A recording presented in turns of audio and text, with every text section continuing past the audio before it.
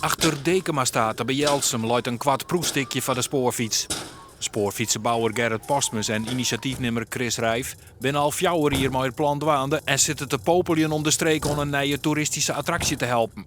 Wij willen broekmeisje van het Dokkum lokaaltje, de naam van het lokaaltje, het DNA, het Frieske DNA wat het lokaaltje is. En hoe vlug ken dat? Nou, wij kunnen beginnen met 1, 2 maanden bij een ontvang. Dus de komende simmer zullen het al loskennen? Ja. De gemeente Ljouwertradiel wil net op de kwestie reageren. Gemeenteraadslid Ketellapper vindt het een mooi plan. Hij vindt dat Ljouwertradiel vlot mooi werkje maakt. Het is bij deze gemeente al wat lang onderwijs en andere gemeenten kennen daar wat vlugger in.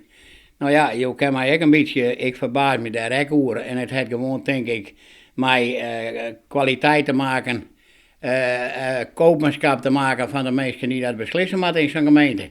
En dat schat ik net zo heeg in op dit gebied. Het is gewoon een prachtig plan. En er is eigenlijk net een echte steekhoudende argumentatie om te zeggen, we doggen dit net. De Noord-Friese lokaalspoorwegmaatschappij had verliezen hier ondervinding op die bij Brasgaat in België. Daar loopt het spoorfietsen een soort leefhabbers.